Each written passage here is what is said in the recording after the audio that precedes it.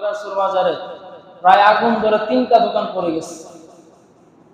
আগুন ধরতেও বেশি সময় লাগে না, পুরোতেও বেশি সময় লাগে না, ঠিক কিনা? আগুন ধরছে প্রথম অল্প, আস্তে আস্তে বড় হয়েছে, পড়ে গেছে, 3টা দোকান পড়ে গেছে। এজন্য সম্পদ দেওয়ার মালিক আল্লাহ, শুকরিয়া করব আল্লাহর। অহংকারী করব না, তাকাব্বুরি করব না, অহংকারী করব আল্লাহ দুনিয়াতেই ধ্বংস করে দিবে। কথা বলেন ঠিক কিনা? এজন্য অহংকারী করা যাবে না। আমি আপনাদের সামনে সূরা আলে ইমরানের 31 নম্বর আয়াতে কারিমা তেলাওয়াত করেছি। আল্লাহ সুবহানাহু ওয়া তাআলা বলেন, কুল ইন কুনতুম তুহিব্বুনাল্লাহ ফাত্তাবিউনি ইউহিব্বুকুমুল্লাহ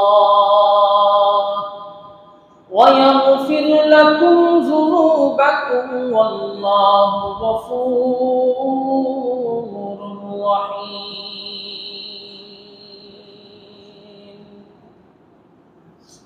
আল্লাহ তাআলা বলেন, হে নবী আপনি বলুন, যারা আমি আল্লাহকে ভালোবাসতে চাই, যারা আমি আল্লাহকে মহব্বত করতে চাই, তারা যেন আপনি নবীকে মহব্বত করে আপনাকে অনুসরণ করে। যদি তারা আপনাকে অনুসরণ করতে পারে, আপনাকে মহব্বত করতে পারে, তাহলে তারা আমি আল্লাহর ভালোবাসা পাবে। ওয়া ইয়াগফির লাকুম যুনুবাকুম, এবং আল্লাহ তাআলা তাদের পিছনের সমস্ত গুনাহগুলোকে মাফ করে দিবেন। বলেন সুবহানাল্লাহ। আল্লাহু গফুরুর রহিম, তিনি হলেন অত্যন্ত ক্ষমাশীল এবং দয়ালু।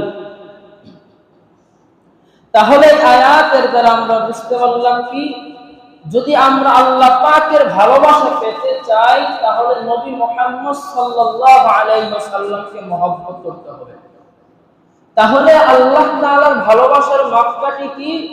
রাসূল করিম সাল্লাল্লাহু আলাইহি ওয়াসাল্লামকে মহব্বত করতে হবে, ওনাকে অনুসরণ করতে হবে, তাহলে আল্লাহ তাআলা আপনাকে আমাকে ভালোবাসবেন।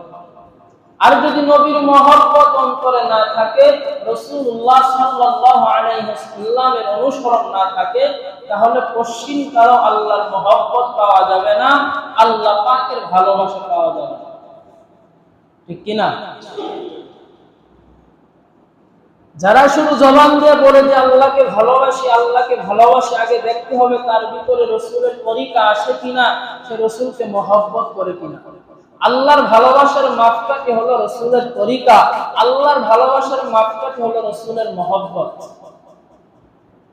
এখন প্রশ্ন হলো, আল্লাহর রাসূলকে কতটুকু মহব্বত করব, কতটুকু ভালোবাসবো? আল্লাহর নবী সাল্লাল্লাহু আলাইহি ওয়াসাল্লাম হাদিসের মধ্যে বলেন, লা ইউমিনু আহাদুকুম হাত্তা আকুনা আহাব্বা ইলাইহি মিন ওয়ালিদিহি ওয়া ওয়ালাদিহি ওয়ান নাসি আজমাইন।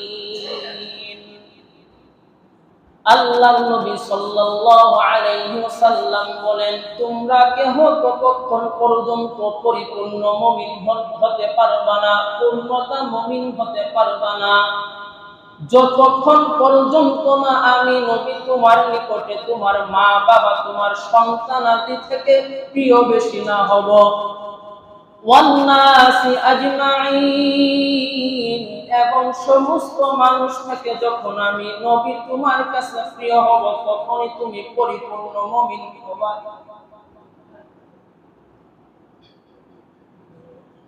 তাহলে মুসলমান আল্লাহর নবীর ভালোবাসার মাপকাঠি হলো আল্লাহর নবী সাল্লাল্লাহু আলাইহি ওয়াসাল্লামের উম্মত রে, যদি তোমরা নবীকে ভালোবাসতে চাও, আমি নবীর মহব্বত পেতে চাও, এক নাম্বার হলো তোমার আত্মীয় স্বজন, তোমার মা বাবা, তোমার ছেলে সন্তান, ওয়ান নাস আজমাইন, দুনিয়ার সমস্ত মানুষ থেকে যখন আমি নবীকে বেশি মহব্বত করবা, ভালোবাসবা, তখন তুমি পরিপূর্ণ মুমিন হতে পারবা।